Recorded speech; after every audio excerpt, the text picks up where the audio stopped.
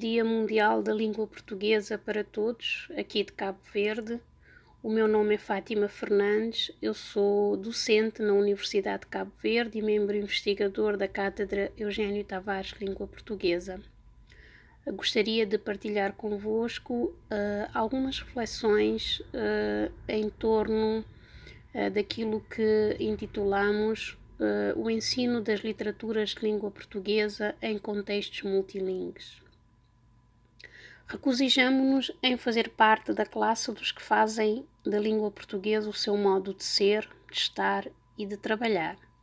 Nesta data, e particularmente num contexto de confinamento, aceitamos a interpelação para refletir sobre a importância da língua portuguesa como língua histórica, literária,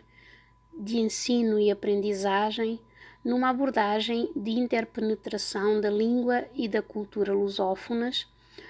adiante abreviada por contextos multilingües. Ao mesmo tempo, gostaríamos também de partilhar algumas perspectivas de ensino interdisciplinar, experiências e propostas que valorizam a língua portuguesa num contexto lusófono. As motivações que nos guiam são o amor à língua portuguesa, o reconhecer o valor dessa língua para ensinar a sua história, desde a romanização à própria globalização, a sua riqueza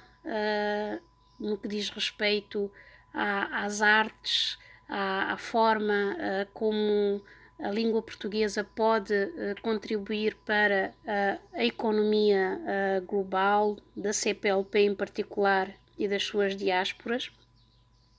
A diversidade cultural da língua portuguesa, que inclui não só a multiculturalidade dos povos que a falam, mas a própria mestiçagem histórica e o facto dela ser uma língua ao mesmo tempo imigrante e imigrada. A beleza da língua portuguesa, tudo o que diz respeito à sua sonoridade e à sua expressividade, e também pelo facto de partilharmos um espírito consciente da lusofonia. Concordamos com Virgílio Ferreira quando ele diz que uma língua é um lugar de onde se vê o mundo e em que se traçam os limites do nosso pensar e sentir. Da minha língua vê-se o mar. Ora bem, enquanto falante e estudante, aprendemos a amar e a valorizar a língua portuguesa no modelo dos mestres e nas palavras dos escritores que escrevem em português. Enquanto formadora, aprendemos a ensinar a literatura de língua portuguesa para ensinar a língua e o seu repertório em contextos multilingües. Acreditamos que cumprimos o nosso papel no ciclo da natureza pedagógica, lançando sementes na história e na vida dos falantes da nossa comunidade, para daí colher como bom fruto o espírito lusófono. Alguns percursos e registros pessoais também estão na origem deste trabalho, nomeadamente a aprendizagem da língua canónica através da literatura e da cultura no cotidiano em Portugal, a participação em diversas edições de revisão curricular em Cabo Verde, sob o paradigma da pedagogia da integração e, portanto, na concepção de planos de estudos na área das línguas e literaturas, estudos cabo-verdianos e portugueses. Também a própria iniciativa de criação e implementação de várias unidades curriculares, com destaque para as culturas lusófonas, na licenciatura em Línguas, Literaturas e Culturas, observando-se os conteúdos ligados à literatura, à pintura, à escultura, cinema, à música da lusofonia, e também, finalmente, a participação em alguns encontros internacionais desde o simpósio internacional realizado em Mindelo em março de 2008, a participação na Conferência sobre o Futuro da Língua Portuguesa no Sistema Mundial em março de 2010,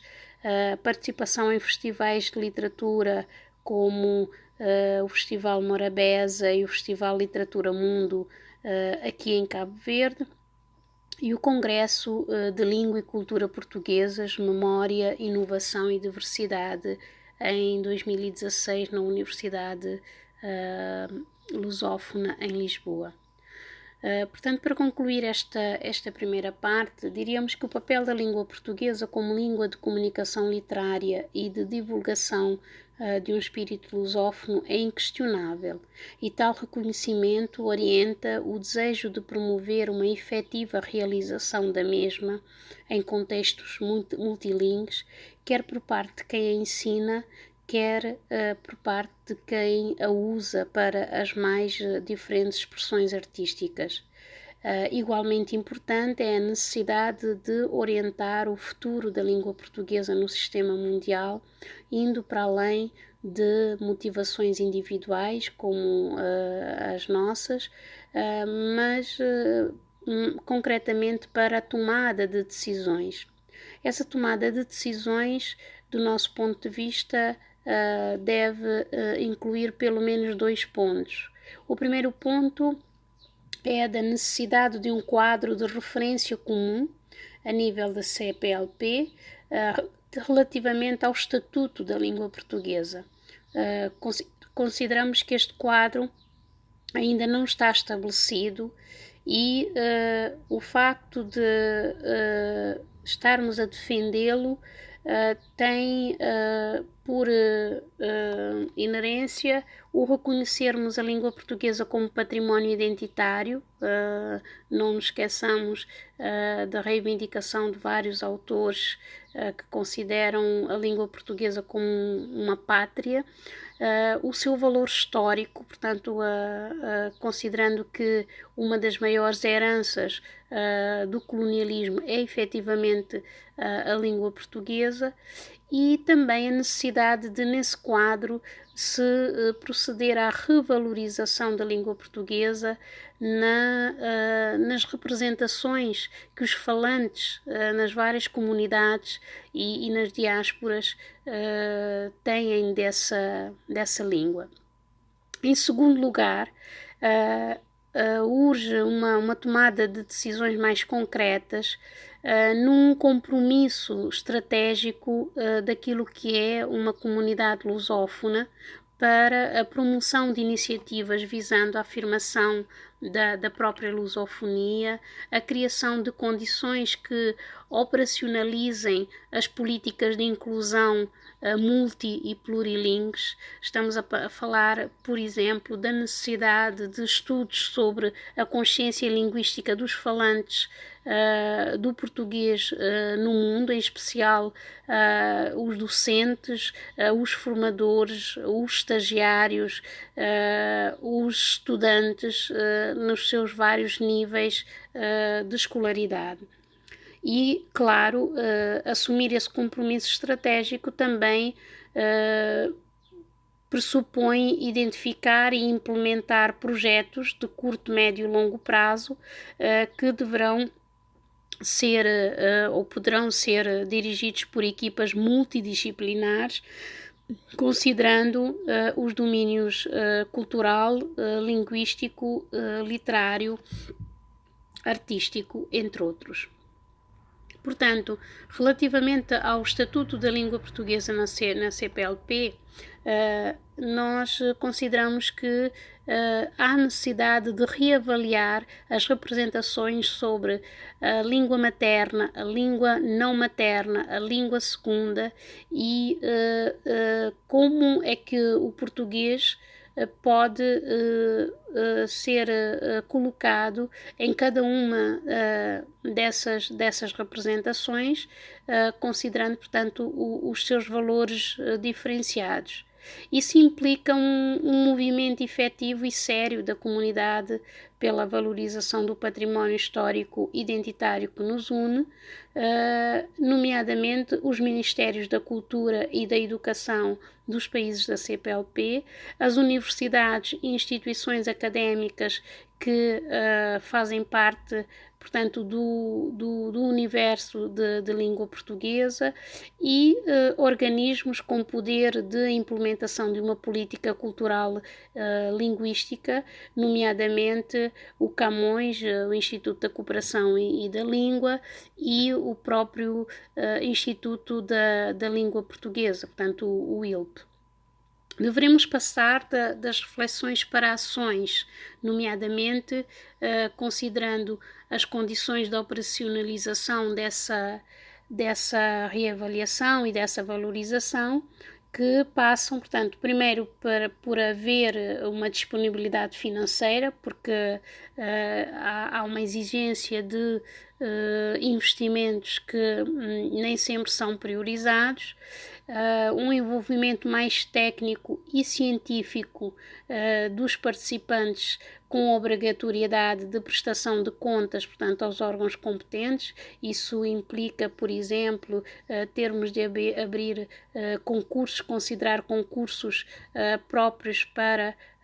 o desenvolvimento dessas pesquisas, e também um respeito positivo pelas fragilidades geográficas, podendo-se prever uma estratégia comum, mas com recurso à experiência, à capacitação e considerando o poder económico diferenciado dos países que fazem parte, portanto, da comunidade. Nós consideramos que neste momento já há espaço para mais ação, mais intervenção do que propriamente discursos e propostas. Ou seja, nós consideramos que poderia haver uma revisão e um acompanhamento científico-pedagógico da implementação do ensino da língua portuguesa como língua segunda em espaços multilingües e plurilingues, particularmente num mercado em franca expansão, que é o mercado de África, promovendo-se uma maior introdução do conteúdo ou de vários conteúdos que tenham em mira o conceito de lusofonia, uma maior promoção da unidade e diversidade linguísticas. Não nos podemos esquecer de que o português nesses territórios está a ser exercido num contexto de diversidade linguísticas, onde existem várias línguas africanas em contacto com a língua portuguesa, e também um acompanhamento maior da escola regular, onde o desempenho, o domínio da língua portuguesa não é igual, isso complementado com a atuação dos meios de comunicação social, com mais programas de qualidade lusófona em todos esses países. É claro que nós temos países onde isso já acontece, não é? Não nos podemos esquecer, por exemplo, do papel importante que a RTP África tem, mas seria interessante percebermos até que ponto todos os falantes da comunidade têm acesso, por exemplo, a um instrumento como esse, e em último lugar, era preciso também que essa escola regular fosse complementada com iniciativas de ensino à distância. A segunda proposta que nós partilhamos é a da criação efetiva de uma rede funcional de circulação da literatura em língua portuguesa no espaço global. Isso para dizer que ter muitos escritores pressupõe ou faz com que o espaço esteja aberto a mais leitores e a mais falantes. Portanto, esses três elementos, os escritores, os leitores e os falantes, são peças-chave nessa interpenetração da língua e da cultura no espaço da CPLP, nas suas unidades internas e diversas, tendo em conta que cada autor pode ter um papel muito importante na partilha de olhares e linguagens que são recriadas pela escrita, pela leitura e pela interpretação do texto literário. Um outro elemento importante, mais consolidado, digamos assim, para a literatura, seriam os projetos da CPLP a nível dos itinerários literários. Nós conhecemos muito pouco os autores que fazem parte dessa riqueza do percurso de autores e países da CPLP, sendo que poderíamos, com os itinerários literários, poderíamos promover uma maior partilha da produção e da história desses autores, consolidando, portanto, essa ponte entre o real, portanto, a realidade lusófona, e a ficção, portanto, entre o texto e a sociedade, entre o texto e a história desses povos. Trata-se de uma ação concreta e importante na motivação para a leitura, na instalação de redes de divulgação da literatura e culturas lusófonas, participando assim desse reforço do que chamamos de espírito lusófono. Em complemento a esse projeto de itinerários literários, também é preciso pensar nas antologias lusófonas, e falo de antologias como em formato de edições a baixo custo, mais acessíveis aos falantes com baixo poder económico, não é? Portanto, estou a pensar em estudantes que não têm a mesma capacidade de adquirir obras, digamos assim, a um preço, ao preço em que elas estão vendidas. Isso iria propiciar a ramificação dessa lusofonia na segunda geração. Por exemplo, eu penso em Cabo Verde e nas várias diásporas cabo-verdianas na Europa e na América, sobretudo, em que o número é considerável, que teria acesso a essas antologias e que beneficiaria, portanto, de um património extremamente rico, que é aquele protagonizado pelos escritores que escrevem, portanto, em língua portuguesa. Finalmente, esse aspecto já foi reclamado muitas vezes nos encontros em que nós participamos, que é a necessidade de se criar redes de edição sob iniciativa conjunta das instituições com força e poder de decisão sobre a implementação da política linguística e orientação científica dos investigadores das universidades no contexto lusófono, por exemplo, edições que fossem compartilhadas pelo ILP, pelo Instituto Camões, pela academia, pelas academias das letras dos vários países, as próprias academias das ciências, a Associação das Universidades de Língua Portuguesa. Portanto, eu aqui já estou a elencar pelo menos 5 participantes numa rede de edição que poderia definir os critérios de organização, que podia ser temático, conteudístico, da diversidade da unidade da língua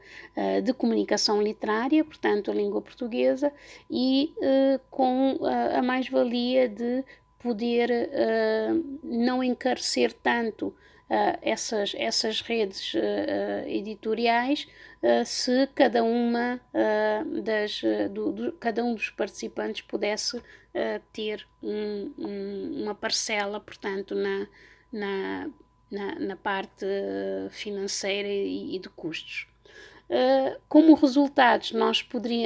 aí veríamos a adoção de uma política comum e não particularizada nem hegemonizada pelos países detentores de maiores recursos económicos e poder privilegiado em defesa da língua portuguesa, com intervenções a nível da divulgação e da partilha do espírito lusófono nas várias estruturas que as sociedades oferecem. Também teríamos um material visível, que seriam os materiais didáticos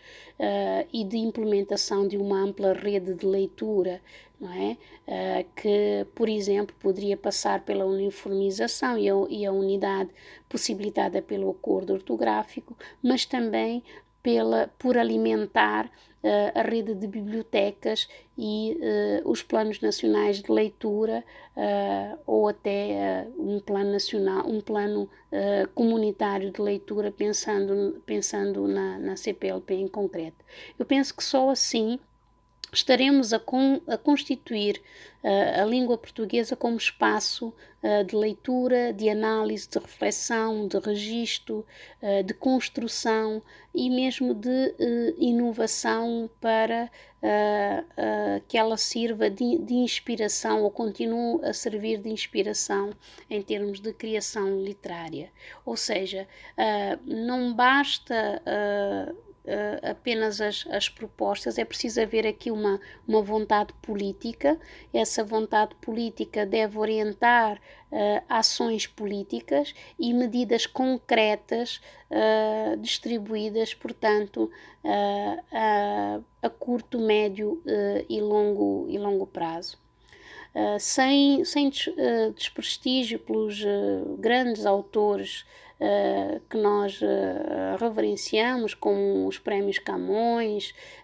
aqueles que fazem parte cada vez mais de um cânone, ou pensando numa pessoa universal, que diria que quem quer passar além do bujador tem que passar além da dor. Nós consideramos que esse tipo de proposta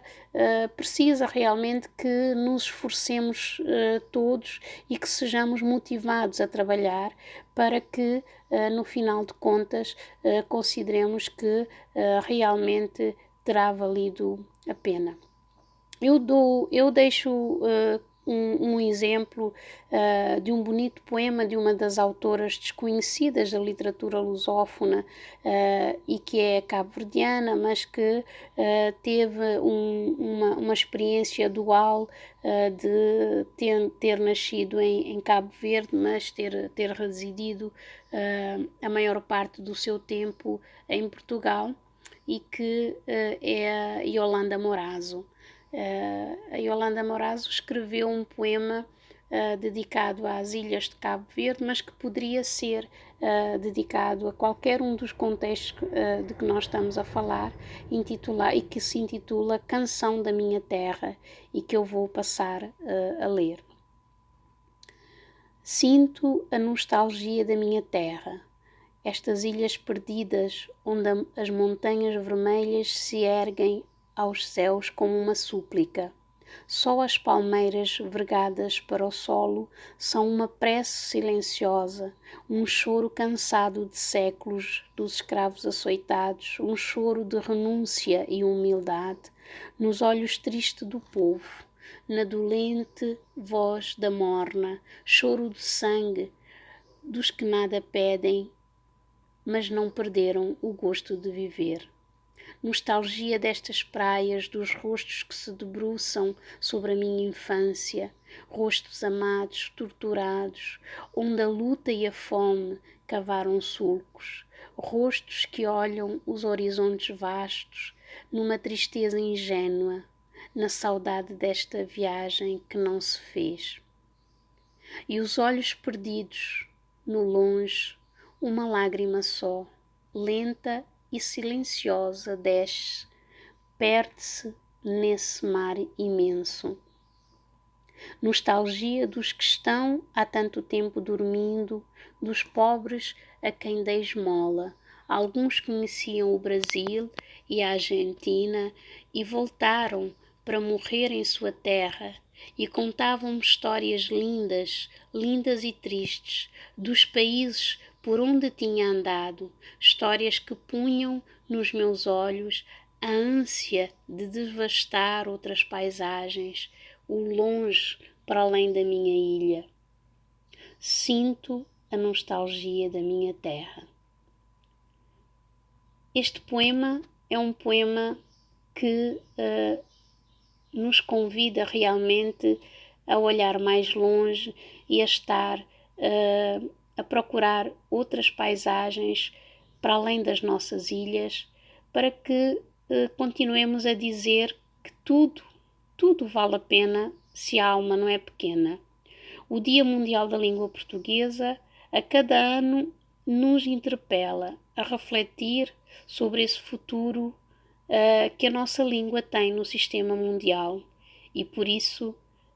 fechamos dizendo que pelo espírito lusófono bem-haja o Dia da Língua Portuguesa. Muito obrigada